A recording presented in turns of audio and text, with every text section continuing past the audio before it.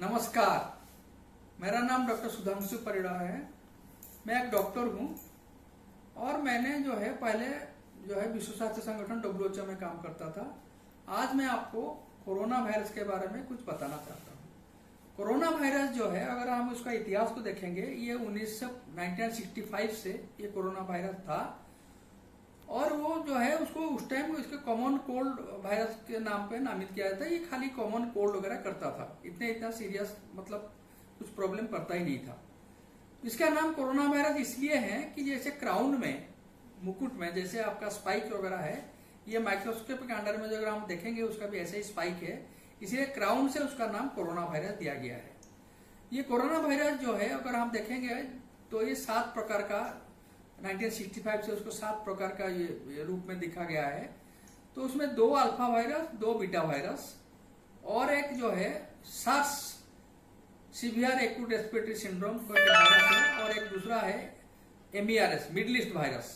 ये 6 वायरस 2012 तक ये था। उसमें एक्चुअली देखेंगे तो 4 कोरोना वायरस है, 2 अल्फा वायरस, 2 बीटा वायरस। ये बड़ा माइल्ड वायरस है, वो खाली कॉमन कोल्ड वगैरह करते थे।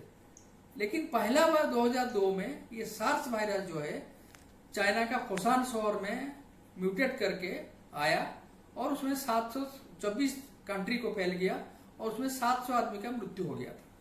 फिर 2012 में ये वायरस आपका मिडिल ईस्ट में दिखा गया, सऊदी अरब में, जिसमें इसमें भी म्यूटेट किया था और उसमें करीब 800 लोगों का मृत्यु हो गया था। फिर दिसंबर 2019 में ये वुहान शहर में बहुत तगड़ा म्यूटेट करके आया और विरुलेंट फॉर्म में आया, जिसमें immediately with in a month 4000 लोगों का मृत्यु हो गया था। और इसीलिए ये वायरस इमीडिएटली 240 कंट्रीज पूरा विश्व में ये चला गया और उसमें काफी अभी तक तो करीब 1.5 करोड़ से ऊपर लोगों को इसमें संक्रमित कर चुका है। और उसमें मार्च 20 को WHO ने उसको पैंडेमिक मतलब अंतर्राष्ट्रीय संक्रामक रोग करके डिक्लेयर किया और उसका नाम कोविड-19 नाम रख दिया। कोविड-19 इसलिए रखा कि 2019 में हुआ था कोरोना वायरस, इसलिए कोविड-19 शॉर्ट फॉर्म में उसका नाम WHO ने दे दिया। अगर ये वायरस उसको मेन प्रॉब्लम क्या है कि वो अगर अटैक किसी को हो जाता है तो क्या होता है, उसमें क्या होता है, मेनली खांसी होता है और बुखार होता है और श्वास लेने में दिक्कत होता है। ये मेन सिम्टम है। हालांकि बाकी सारे सिम्टम भी है, जैसे आपका टेस्ट चला जाता है, आघ्राण शक्ति कम हो जाती है, ये सब चीज तो है। तो मेन चीज बुखार, खांसी और श्वास लेने में दिक्कत होता है। तो इसलिए अगर ये इसको ठीक टाइम से इलाज नहीं किया जाता है तो फिर श्वास लेने में दिक्कत होने के कारण फिर मौत हो जाता है। अभी ये जो वायरस इसका ओजन करीब 5 माइक्रोन है। तो कोई भी आदमी जब खांसता है तो ये 6 फुट के अंदर दूर में जाके गिरता है। इसलिए कोई भी दूसरा सुस्त आदमी एक कोरोना पॉजिटिव आदमी के 6 फुट के अंदर में रहेगा तो उस फिर हाथ में गिरता है। फिर वो सुस्त आदमी जब उसका हाथ को लेके नाक में, मुंह में, आंख में टच करता है, फिर ये वायरस फिर बॉडी के अंदर में घुस जाता है। ये उसका ट्रांसमिशन मेथड है। तो इसलिए इसका मेन रोकथाम के लिए उपाय है, 4 चीज करना है। मास्क पहनना है और सामाजिक दूरता 6 फुट से रखना है, ट्रैवल नहीं करना है, क्राउडेड प्लेस को नहीं जाना है। ये चीज अगर आप परवेज करेंगे तो फिर आप कोरोना संक्रमित को अवॉइड कर सकते हैं। अब सवाल ये है कि कोरोना वायरस क्यों इतना डेंजरस हो गया, इतना आदमी अभी काफी लोगों का मौत हो गया है। तो इसमें क्यों ऐसा होता है? इसलिए है कि ये कोरोना वायरस एक म्यूटेट अपना सर्वाइवल के लिए म्यूटेट किया है। अभी ये जो वायरस 1965 में से लेके आज तक देखा गया था कि ये बेट्स के अंदर में था। अब साइंटिस्ट सस्पेक्ट कर रहे हैं ये बेट्स से पेंगोलिन में गया है और पेंगोलिन से फिर ये ह्यूमन बॉडी को जंप किया है। तो ये वायरस इतना तगड़ा म्यूटेट किया है कि उसके लिए कोई दवाई भी अभी नहीं है। जो हालांकि अभी हिंदुस्तान में हम लोग मेनली एजिथ्रोमाइसिन देते हैं और हाइड्रोक्सीक्लोरोक्विन देते हैं और एक नया मेडिसिन आया रेमडेसिविर जो पहले अफ्रीका में इबोला वायरस के लिए यूज किया गया था, वो 3 चीज में अभी दिया जा रहा है। इसमें क्या होता है कि आपका जो है मॉर्बिडिटी को कम कर देता है। मॉर्बिडिटी मतलब जो सफरिंग आपका थोड़ा कम हो जाता है, लेकिन ये क्योर नहीं हो पाएगी। मेन थिंग जो है उसमें ऑक्सीजन का कमी होने के कारण main thing is oxygen therapy. अगर क्योंकि जो कोरोना वायरस अंदर बॉडी का अंदर में जाता है, आपका लंग्स का जो एल्वेओलाई है उसमें पानी या पूछ जम जाता है या पस जम जाता है, जिसके चलते आदमी जो है श्वास नहीं ले सकता है। इसीलिए oxygen therapy is most important और जल्दी उसको हॉस्पिटल ले जाना है। अगर ये कर देंगे तो फिर जो है वो आदमी धीरे धीरे ठीक हो जाता है। इसलिए ठीक हो जाता है, जब कोरोना वायरस बॉडी में घुस जाता है, फिर अपना बॉडी का एक डिफेंस मैकेनिज्म है, एंटीबॉडी बनना शुरू हो जाता है। इसीलिए कोरोना वायरस जो है अपने आप जो है उस बॉडी को छोड़ के दूसरा बॉडी में जाने के लिए वो कोशिश करता है। तो ये तो हो गया आपका कोरोना वायरस का जो ये है। लेकिन अभी कोरोना वायरस का रोकथाम के लिए क्या हम कर सकते हैं? तो अभी रोकथाम के लिए तो कोई दवाई तो है नहीं, तो इसलिए जो है अभी सबका जो है इंतजार है वैक्सीन का, टीका।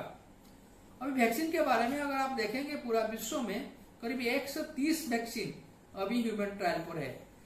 वैक्सीन बनाने के लिए एक्चुअली 4 स्टेज होता है। पहले जो कोई वैक्सीन कोई बनाने के लिए कोशिश करेगा तो वैक्सीन जो है पहले उसका एनिमल में ट्रायल होगा, दूसरा फिर वॉलंटियर में फेज में ट्रायल होगा, तीसरा फेज में ह्यूमन ट्रायल है, और चौथा फेज में जो है रेगुलेटरी कमीशन से अप्रूवल लेना है। तो अभी जो वैक्सीन जो है मेजोरिटी ऑफ द वैक्सीन जो है फर्स्ट स्टेज और सेकंड स्टेज पास कर गए हैं। अभी ह्यूमन ट्रायल में अभी सब जो है कंटिन्यू हो रहा है। ह्यूमन ट्रायल जो है एक लंबा प्रोसेस है, उसमें एक बार इंटरनेशनल प्रोटोकॉल 1000 आदमी का उसको ट्रायल करना है, और उसमें जो 1000 आदमी को जिसको आप सिलेक्ट करेंगे उसमें पहले उसका जांच करके देखेंगे, बॉडी ब्लड जांच करके, खून जांच करके देखेंगे उसका बॉडी में एंटीबॉडी है कि नहीं। जो जिस आदमी के पास जिस बॉडी में एंटीबॉडी नहीं है उसी को फिर सिलेक्ट किया जाएगा, ताकि वो कोरोना में आक्रांत नहीं हुआ है। फिर उसको वैक्सीन लगाएंगे, फिर उसके बाद वैक्सीन लगाने के बाद फिर उसका ब्लड टेस्ट करके देखेंगे कि उसमें एंटीबॉडी डेवलप किया है कि नहीं। तो it is a very lengthy process. अभी ये कोरोना हिंदुस्तान में भी जो है अभी ट्रायल चल रहा है, 2 ट्रायल अभी चल रहा है। एक ट्रायल जो है आपका ICMR एंड बायोटेक जो वैक्सीन निकाले हैं उसका ह्यूमन ट्रायल चल रहा है, और दूसरा वैक्सीन जो है आपका सेरम इंस्टीट्यूट ऑफ इंडिया जो है वो यूके का जो ऑक्सफोर्ड और एस्ट्राजेनेका मिलके जो वैक्सीन निकाले हैं उसका भी ट्रायल अभी हिंदुस्तान में कर रहे हैं। तो ये ह्यूमन ट्रायल चल रहा है, और ह्यूमन ट्रायल सक्सेसफुल होता है फिर ये जो है जो जिस कंपनी इसको ट्रायल कर रहा है या मेडिसिन कंपनी या ऑर्गेनाइजेशन, फिर वो रेगुलेटरी कमीशन को अप्लाई करेंगे for commercial production. Regulatory commission हर एक कंट्री का रेगुलेटरी कमीशन होता है, जैसे हिंदुस्तान में drug authority of India is the regulatory commission. फिर ये सारे डाटा तीन जो फेज है, एनिमल फेज, वॉलंटियर फेज और जो ह्यूमन ट्रायल, ये सब को डाटा देंगे, और अगर वो रेगुलेटरी कमीशन कन्विंस होगा कि हाँ ये वैक्सीन बड़ा इफेक्टिव है, फिर वो परमिशन देते हैं, फिर ये कमर्शियलाइजेशन होता है, वो वैक्सीन निकलता है। अभी तो इमरजेंसी में हर एक रेगुलेटरी कमीशन अभी सबको परमिशन दे दिया है कि भाई जल्दी जल्दी ह्यूमन ट्रायल करो, ताकि जो है आदमी का जान बचाया जा सके। तो ये हो गया आपका जो ह्यूमन ट्रायल अभी चल रहा है। और वैक्सीन में कोरोना वायरस में एक चीज इंपॉर्टेंट है कि इसमें डेथ क्यों होता है। डेथ के लिए 3-4 चीज फैक्टर बहुत इंपॉर्टेंट है। जिसका उम्र 60 से ऊपर है उसका ज्यादा डेथ होता है, क्योंकि by that age either diabetes हो या ब्लड प्रेशर हो, कोई ना कोई डिजीज बीमार उसमें रहता है बॉडी में, तो इसलिए उसमें ज्यादा डेथ होता है।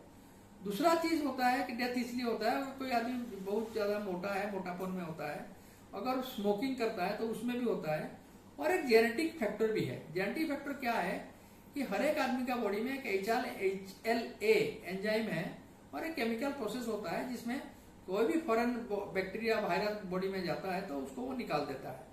अगर वो जेनेटिक के लिए कोई आदमी वीक है, उसमें HLA एंजाइम या आपका केमिकल प्रोसेस में कोई वीकनेस है, फिर वो आदमी का भी जल्दी डेथ हो जाता है। तो अभी मेन थिंग है हम लोग को ये देखना है कि अगर कोरोना से हमको बचने के लिए क्या क्या उपाय करना है, दैट इज वेरी इंपॉर्टेंट। जिसके चलते अभी जब तक टीका नहीं आ जाता है तब तक जो है हमको जो है कोरोना को अवॉइड करना बहुत जरूरी है। कोरोना इसमें तो है 4 चीज जो है पहला जो है हैंड वॉशिंग।